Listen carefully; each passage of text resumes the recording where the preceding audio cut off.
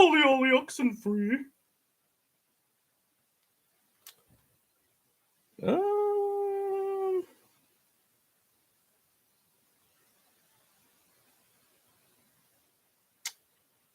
We here, baby. Eli Proud or Eli Production. What's up, Rich? What's up, Joey? Ant, Michael, Motown. What's happening, fellas? Everybody. Normally I don't put out this much content in a day, but there's been too much going on for me to not put out this volume of content today. So just got back from the gym. I was looking up updates for today's practice, and I am so jacked up to talk about this right now. I was going to do another video pod, and I said, screw it, just do a live stream. So a couple of sources that I'm using for this. One is Bleacher Report. Chris Thomason, he does a really good job. I understand that he's petty. I kind of like the pettiness that he brings to the table, but he's really good at simply reporting the team. And this is someone who independently covers the team. If you have a Twitter account, I recommend you follow this guy. It's Vikes Insider. So at Vikes, Vikes Insider, does a fantastic job. If you want to look for volume of updates every single play that's possible to put out there, Vikes Insider is putting it out. So those are the two sources that I'm going to use. With that said, posted this earlier, maybe about a half hour-ish ago. I believe we are about to witness the second coming of Dante Culpepper and Randy Moss. That is with Kirk Cousins and Justin Jefferson. The difference here is Kirk Cousins, like him or not, he's a much better quarterback than Dante Culpepper. And yes, Randy Moss is obviously better than Justin Jefferson, but they're comparable. I will say that. Who is going to stop this offense? Who? Especially, we'll talk about a couple of other weapons later on, but the thing is with Justin Jefferson is I always say he's only going to get better. Hell, he's going into his third year out of LSU. So obviously he's going to get better, but I feel like he's set the bar so high for himself that part of me is saying, all right, this at some point he has to hit the ceiling, right? At some point this has to stop, and it's not stopping. He's only getting better. The levels to this man are infinite. There is no ceiling for this guy.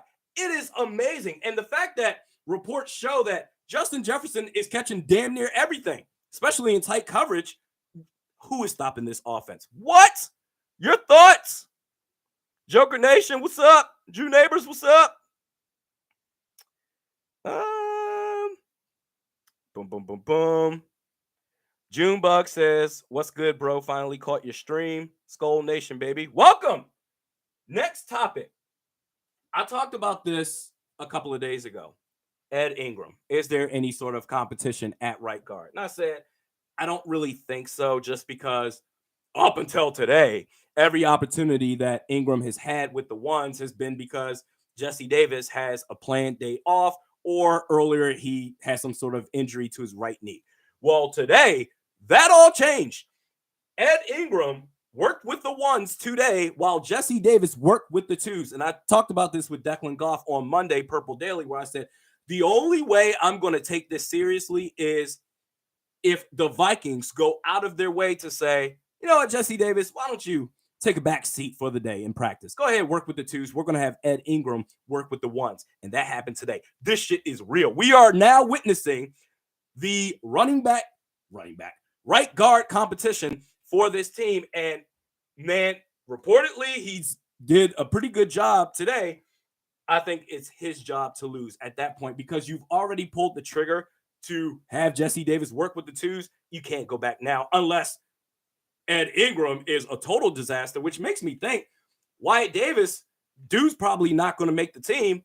And that says a lot, because he's gone through now 2 different coaching staffs and he has not elevated himself up the depth chart. I think he's going to be gone. So the fact that Ed Ingram has moved up, at least for today's practice, it says that this is a real legit situation. Angel Dust Sr. says, Randy, your confidence in our kicker, Jordan Berry. Greg Joseph, your thoughts? I don't I hate that there is so much hype with this guy. Every single practice, oh my God, he's hitting 100%, 99%. This dude's going to have a great year. It is the ultimate setup. It is the ultimate volleyball setup to where he's going to miss the spike. It's great that he's doing well in practice. I feel like he'll have a good season, but our history with kickers, I don't want to hear anything great until the season actually starts. Actually, I don't want to hear anything great until the season is over, right? What was that, 98 Gary Anderson? I wasn't a Vikings fan then, but I have watched replays of that where I don't remember who was calling the game. Oh my God, Gary Anderson never missed a kick. He is automatic. And he went and missed it. I don't want to hear about how great the kicker is doing. Let's talk about it after the season. So yeah, he'll do good, but man, the hype, I can't handle it right now. Rich says, I think that we will have 3 receivers with over 1K yards receiving. Well, Jefferson, yes. KJ Osborne, might as well go to that. That's my third bullet point. KJ Osborne is developing into a beast. This man, you remember when we drafted him and, okay, he's going to be a return man, nothing more. And his first year was pretty much that. And then last year, he had his breakout season as a receiver. He's only getting better. In training camp, he's catching so many passes in tight coverage, whereas Cam Dantzler and Caleb Evans, they're doing a really good job as far as covering their assignments, but our receivers have been doing such a great job catching the ball in tight windows. So KJ Osborne, if Thielen stays healthy, he'll get 1,000. And I guess I'll go KJ Osborne because I want to give it to Irv Smith Jr., but I don't even know if he's going to be healthy or not. So you're right. 3 receivers, 1,000 yards. Book it. Motown, do you think we go into the season starting Garrett Bradbury? Yes. I don't.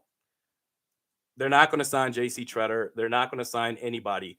Austin Schlottman is now the backup center to Garrett Bradbury. So I'm at the point now where, much like the backup quarterback position, I'm giving up on center. They're going to roll him out, and you can't act surprised if he shits the bed, which he will. So I think we can win in spite of poor center play, but it's going to make it that much harder in a sport that is already hard baseline with everything being equal. So yeah, they're going to do it. Knowledge TV says, we need that Ryan Longwell stability. Yeah, bro, that dude was a beast. I hated that we let him go. Joey says, Randy for starting center. Put anybody. Man, you know what? Put this statue as our starting center. You can probably hike the ball better and call protection assignments pre-snap better than Garrett Bradbury. You can't get any worse than that. I just can't believe that.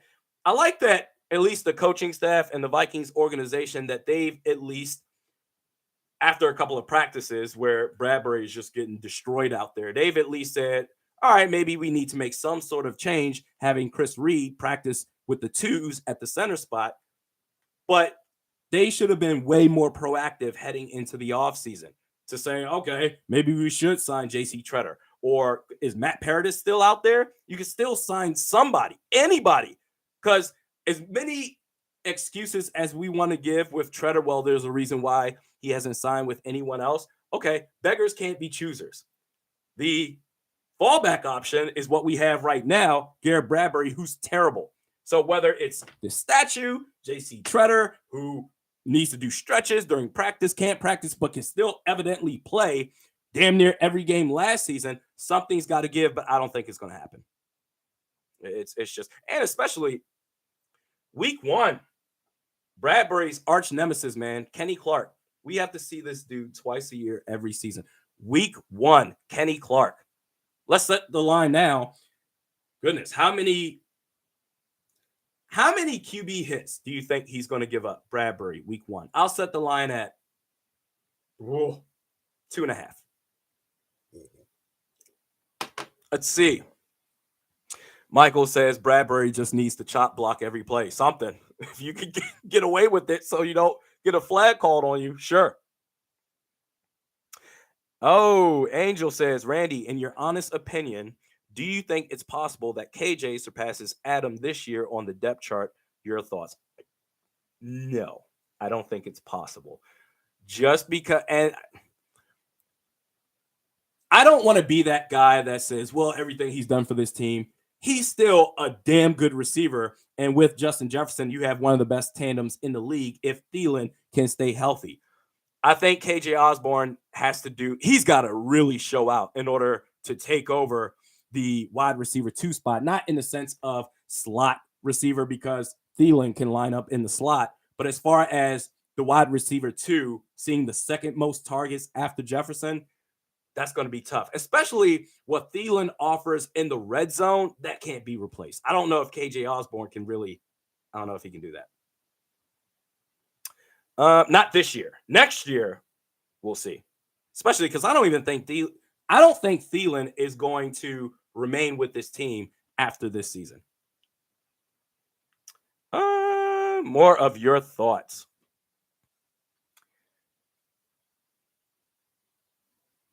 More. Junebug says, Randy, how do you feel about Jalen Nailor making the team? Well, that wide receiver, that receiving group for this team is super deep. So let's bring up the depth chart again for this team. My God.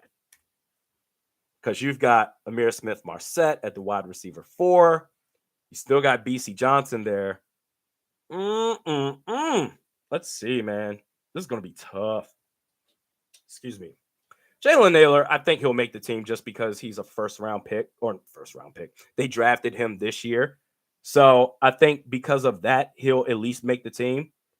But as far as where he's going to be on the depth chart, look at this again. All right, here we go. After Thielen and Justin Jefferson, you've got Osborne at the 3, Amir at the 4, BC at the 5, Myron Mitchell at 6, Tristan Jackson 7, or Jalen Nailor. Woo! That's a lot. I mean, will they keep 7 receivers? You still got Dan Chisena as well. Albert Wilson, he for sure is not going to make the team. So he's gone. Thomas Hennigan, Blake Prohl, they're going to be gone. I think he'll make the team just because they drafted him this year. But, man, that receiving group is stacked. I shot you 99. What are your thoughts on Ndamukong Suh? The rumors there. I mean, the latest rumors is that the Vikings and Suh are far apart in negotiations. He wants a number that the Vikings aren't willing to budge on. So until I hear otherwise, I'm just going about it as if he's not going to be on the team. You're sitting on $10 million in cap. I feel like you got to do something here, whether at center or if you want to go after Suh. I don't know. But then again, when you combine all the money that you're paying to Harrison Phillips and Dalvin Tomlinson, I get, because Suh last year, I know I talked about this earlier, I'm pretty sure he made $9 million for Tampa last year. So if he's looking for that same stability financially, he's not going to get it. They're not going to commit 9 out of the remaining $10 million in cap that they have. I don't think he's going to be on the team. I don't think they're going to sign him at all.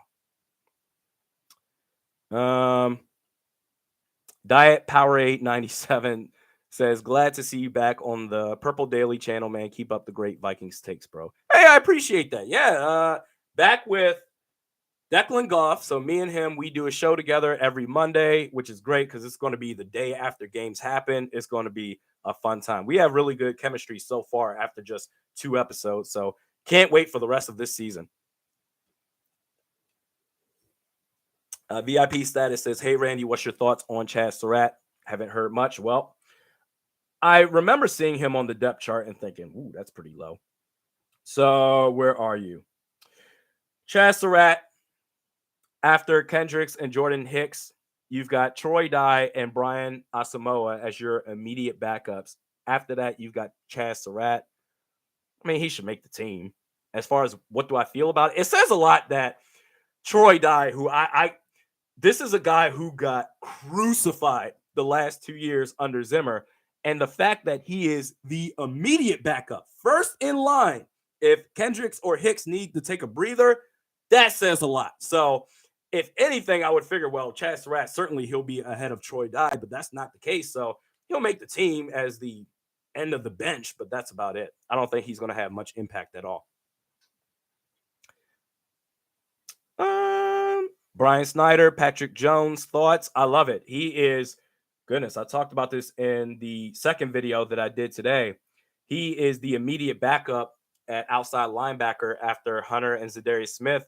Him and DJ won him. I think DJ won him. And I think Patrick Jones, if not for Zadarius Smith, maybe he has starting potential. But Jones the second and one of them, I think, is perfect coming off the bench. Him being the starter, I think his effort is nice, but in terms of the lack of ability to shed blocks straight up, kind of reminds me of Anthony Barr, but his effort is a lot better than that. I think he's perfect coming off the bench. So Patrick Jones and DJ Wonnum. Heck yeah. Skull Affiliated says Kirk Cousins will win MVP this season. Oh boy. I mean, why not? I think here's what I will say. If Jefferson hits 2K, that's going to require Kirk Cousins to go beyond the standard 4K passing yards. He's going to have to throw, especially when you consider the remaining weapons that he has to throw to outside of Jefferson. Dalvin Cook, he's going to be involved in the passing game as well, lining up wide. He's going to have to go, Kirk Cousins, beyond 4K passing. I'm going to say he's going to have to do at least 4,700 yards passing. If he can do that, and I think he's going to throw at least a 40-burger, 45 touchdowns. Aaron Rodgers just back-to-back MVP. That's going to be tough. Josh Allen's going to be right up there. Patrick Mahomes. It's going to be a lot, but I think when you look at individual awards, especially most valuable player, you look at the impact of the team.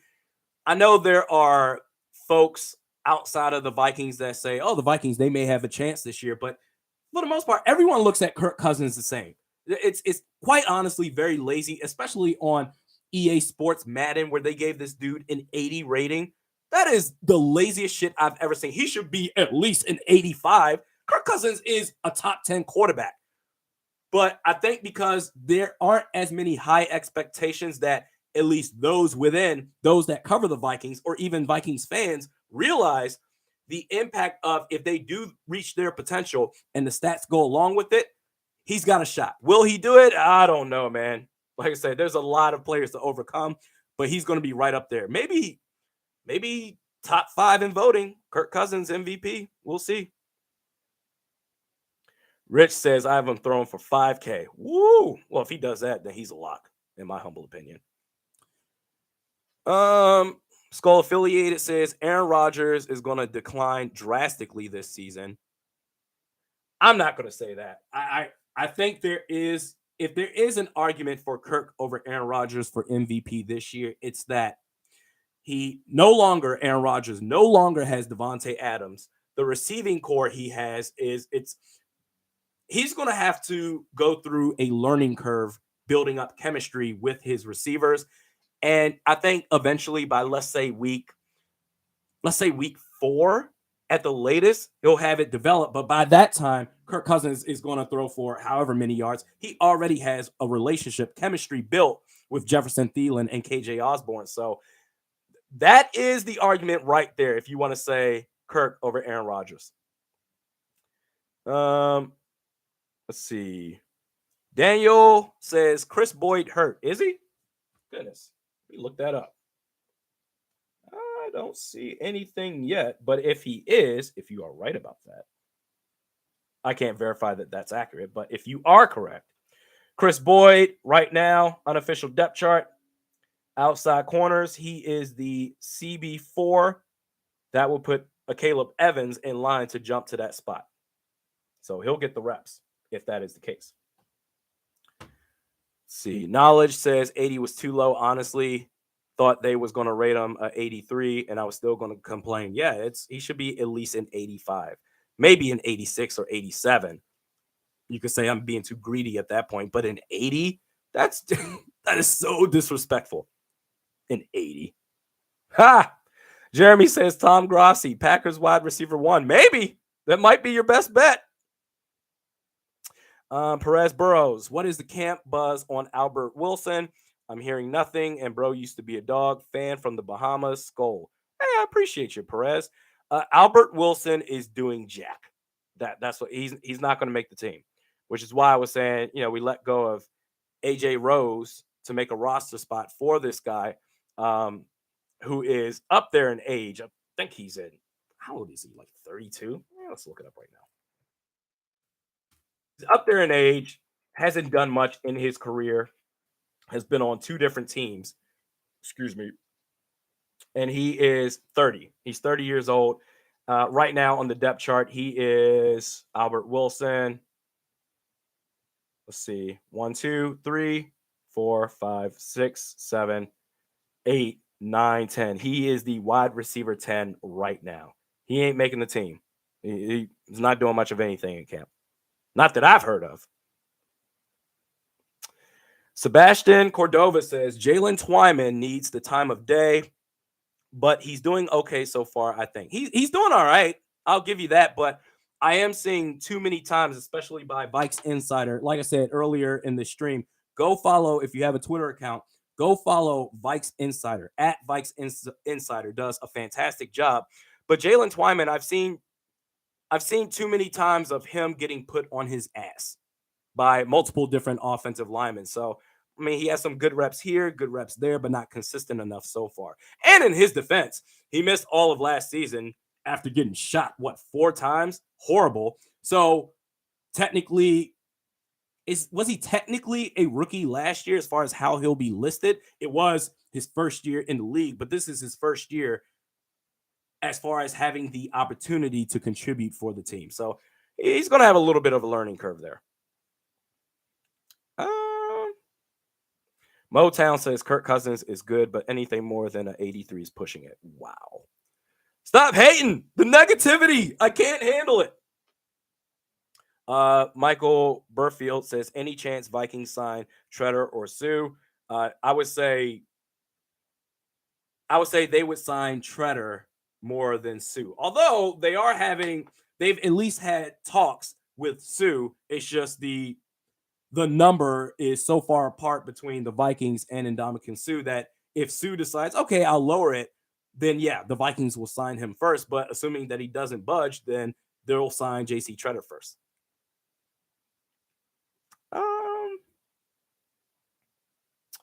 Game Changer says, do they go get a center by trade or one that gets cut? Maybe one that gets cut, but I think if you're going to trade for a center at this point, I think teams across the league, the other 31 teams, understand the desperate position that the Vikings would be in. So they would want the Vikings to pony up the dough. And I don't know if, I'm going to be nice to Kwesi Adofo-Mensah. I think he's doing a much better job than Ryan Poles, but the way he did in that draft, I love the players that they got, just not how they went about doing it. That my thing was, they're going to make the Vikings pony up the dough, and the Vikings, they're not going to do that. Maybe Kwesi will. Who knows? TBD.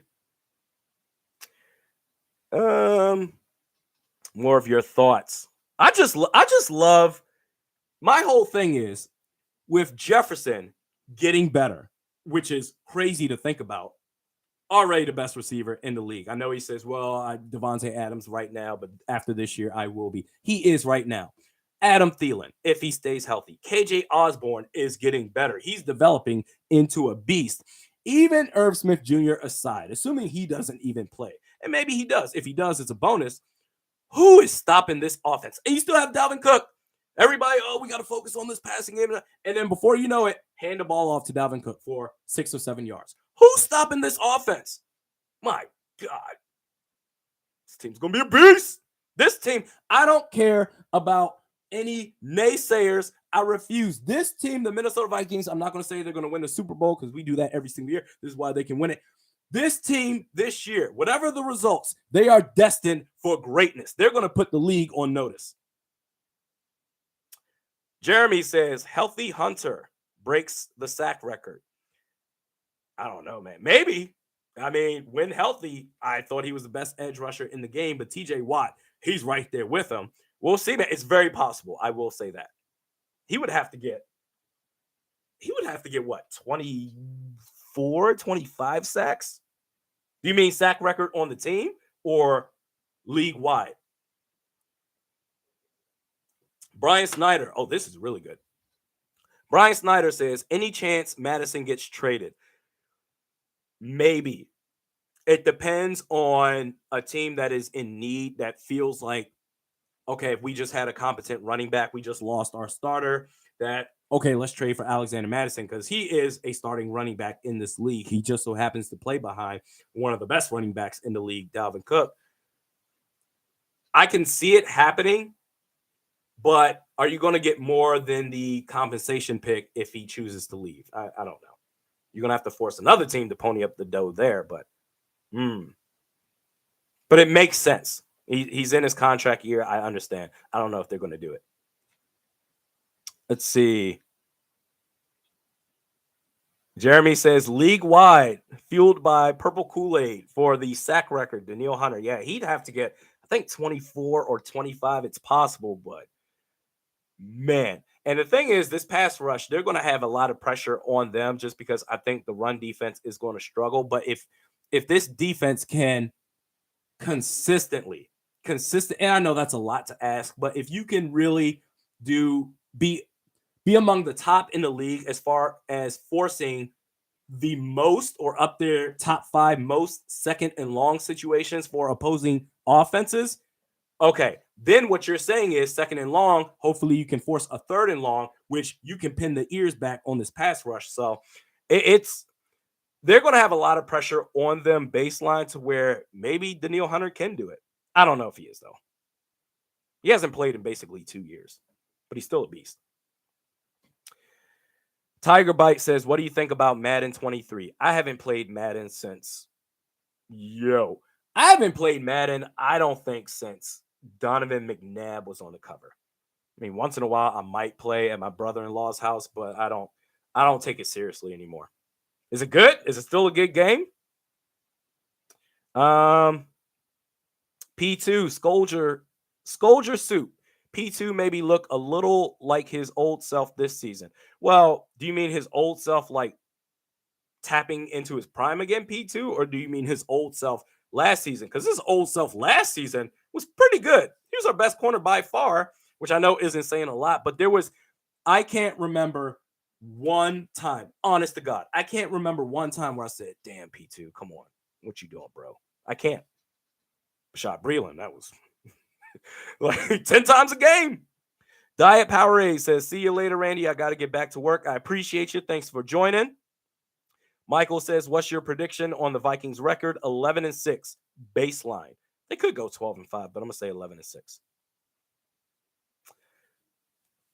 Nanny says, you think KJ can be wide receiver 2 if there's an injury, or does he need another year to develop the route running? No, he's automatic wide receiver 2 if there's an injury to, God forbid, Justin Jefferson. We don't want to see that happen to anybody, but whether it's Jefferson or Thielen, KJ's the automatic wide receiver 2 after that. So yeah, no, he's if that does happen this season. Next season, if Thielen is gone, KJ, he's got it. It's his job to lose. Rex Kettle says we are going 16-1. All right. I love the positivity. No more negativity up in this piece. Let's see. Exo Glide says no Madden his ass. I just don't care anymore. I'm over that game. I don't even have time to play video games anymore. That's the crazy thing. Devil May Cry. I used to play God of War, all that stuff. And I've got 2 kids now. I do this content. I've got my business, my self-employment, all that stuff. I don't have time to play. I wish I could. But if I did, would I play Madden? Probably not. Knowledge says KJ will be fine at wide receiver 2. I'm not even worried. Neither am I. We're in good hands if anything were to happen. Jamie says, do you think Kirk is going to buy into making the throws that Kevin O'Connell wants him to make? Yeah, I think he is. I think the problem was, and I'm done trashing the former head coach. I'm ready to move on from that, but it's relevant to the question that you asked, Jamie, is that with the previous head coach, Kirk was basically forced to be in a shell.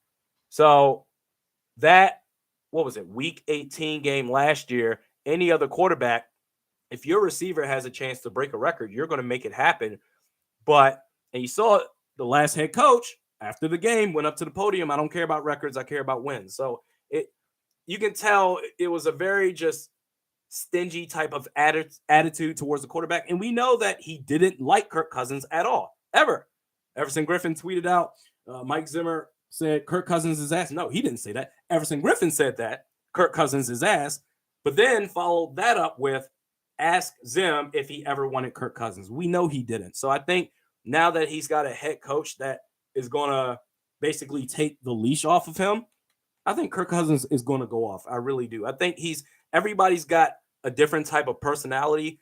Some players are alpha males and they got that dog in them and all that other stuff.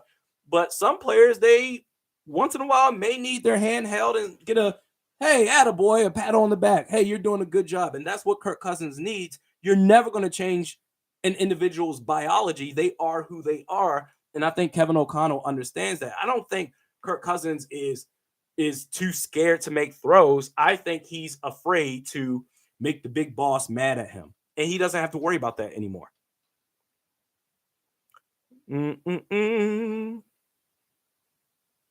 Let's see. Angel says, Randy, be real. How much of Rick Spielman was smoke and mirrors? I think he would have been irrelevant without Rob B. Your thoughts? Yeah, that dude is a capologist. The way that he makes the numbers work all the time. But in fairness to Rick, the problem with Rick Spielman is he's one of those guys that are so smart. He's so intelligent. And when he gets out of his own way, he makes some great draft picks. He really does. Christian Darrisaw, we're talking about him right now. Oh, maybe the next Trent Williams. Who drafted him? Rick Spielman. Justin Jefferson. Rick Spielman. He makes a lot of great draft picks. I think the number one issue is when he tries to get too cute, trading back for endless 7th round picks, or in the case of players that 100% need to be let go, i.e. Matt Khalil, Blair Walsh, especially Anthony Barr. When Anthony Barr when he made that verbal commitment to the New York Jets, and then he came back, he reneged on that, said, I want to come back.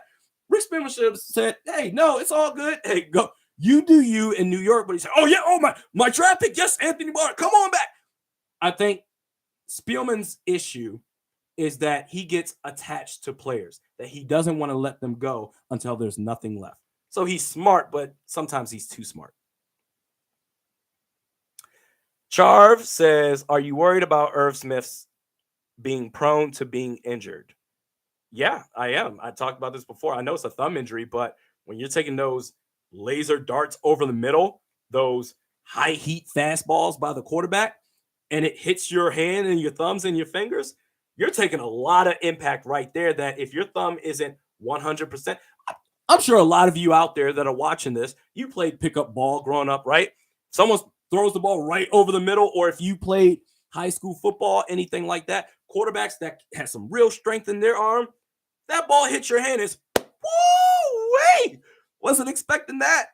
And this is Irv Smith Jr. on the professional level. So if it's not ready, I know he's going to be ready for week 1.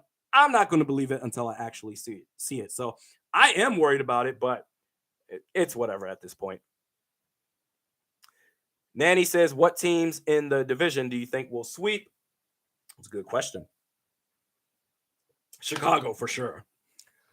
Detroit, I think so. But they're one of those teams that just, once in a while, they just pull a crazy win out of their ass. Chicago, for sure. Detroit, maybe. Packers, definitely not. That ain't happening. More of your thoughts. Monkey Man 84 says Kirk Cousins needs to trust his receivers more, not just the offensive line. Don't get upset when Kirk still takes some ugly sacks. Well, I mean, he is one of the purest pocket passing quarterbacks in the league right now, probably the last of a dying breed.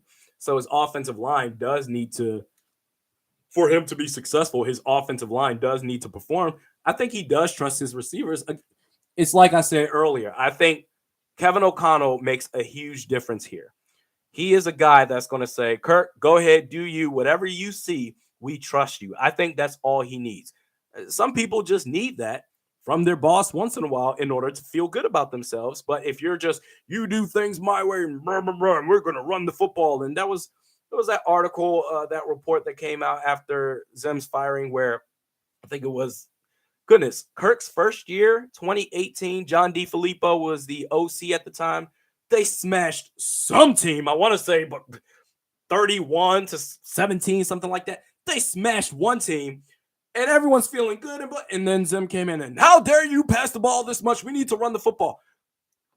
No one's going to feel good about themselves in that sort of environment. No one is. No matter how tough you are, I think those days are over. I think he does trust his receivers. Now he's going to be allowed to make those throws. You see in training camp right now, they're dancing. They're having so much fun. You're seeing all these reports and tweets saying Kirk Cousins, Justin Jefferson, oh my God, KJ Osborne, Thielen. They're deep passes left and right, tight throws that he's making. The cornerbacks, even though they're right there in coverage, the receivers are still making those plays. This team is having so much fun to where I didn't sense any fun with this team.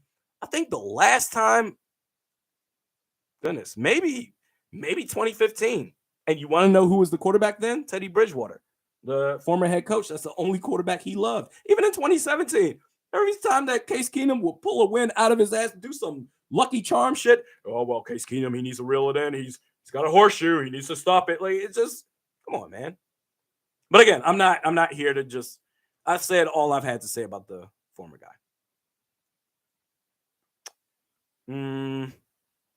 Let's see. Purple Pocket Podcast says, talk that shit, bro. Appreciate you. I've checked you out too. You put a good channel together. He's got some good content. Go ahead and subscribe to Purple Pocket Podcast. Does a really good job. Monkey to Man 84. Honestly, I don't buy into this team having fun because where the reports of this team is miserable. Who's saying that? I haven't seen that at all. And I'm just saying based on the footage of camp that I've seen so far. I think everyone's having a great time. Where do you see they're miserable? I don't see that. Oh, are you saying as far as with the previous regime, where are those reports? Well, I mean, my God, how many players? Eric Kendricks, Brian O'Neill, that have come out since the firing and said, yeah, can you say hi to me in the hallway? You can't have this you can't have this authoritarian type of approach. It's yeah, man, it's over. The fun is here. Let's see. Yeah, Monkey to Man 84. You're mentioning the years prior. Yeah, well, they came out and said it since then. They're not going to say it at the time. They're not going to say, "Oh, we're not having a great time at all," because they don't want to. They don't want to make the big bad wolf upset. They don't want to get fired or cut or get put in the doghouse. So they're going to keep their mouth shut. But then once the big bad wolf is gone, oh my God, can you? Didn't say hi to me in the hallway. Oh my, this was just ridiculous. Yeah, because he's gone now. You ain't got to worry about the repercussions. Sir Meeps a lot says, how do you think the center position will play out? Garrett sucks so bad. I think they are going to run this dude into the ground. In fact, maybe after week 1 is all it takes, because he's going up against Kenny Clark, and that dude always, every single game, just pushes him like a sled. The sled workouts and training camp, or if you ever played any sort of organized football to where you have the sled workouts, that is Garrett Bradbury versus damn near anybody, but especially against Kenny Clark. Maybe that is the game. And I set the line at QB hits, or was it sacks? I think it was QB hits at 2.5, 3.5. If he meets that and goes above it, and not to mention any sacks given up, then maybe that's all it takes to where they say, okay, let's make some sort of emergency signing or some trade, or, oh, God forbid, Austin Schlottman. I can't deal. But they should have been much more proactive heading into the offseason instead of saying, okay, a couple of practices, Harrison Phillips, he's bulldozing Garrett Bradbury over. Maybe we need to work Chris Reed at center with the second team. Everybody has film on Garrett Bradbury. We know exactly who he's been this whole time. They should have done more. So we'll see. Maybe after week 1, a change will be made, but he will start the season as your starting center. Let's see.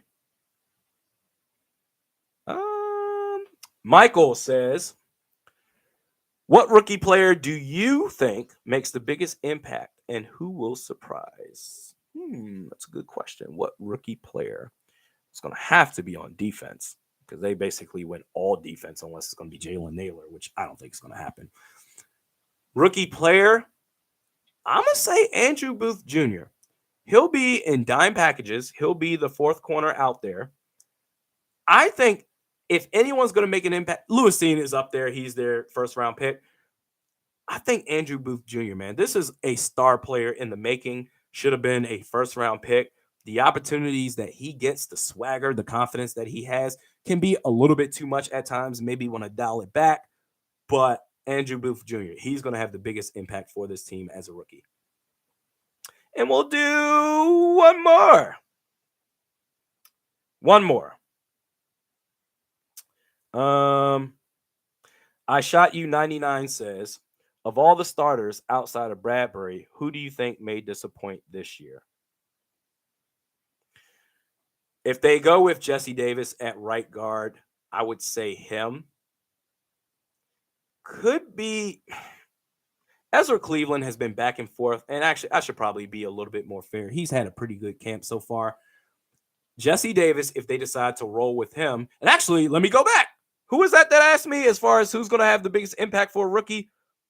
Whoa, maybe it's going to be Ed Ingram if he ends up starting at right guard. So either Booth or Ed Ingram, or if we want to do an offensive rookie of the year for the Vikings, Ed Ingram, defensive rookie of the year for the Vikings, Andrew Booth. But as far as a starter that may disappoint, I Shot You 99.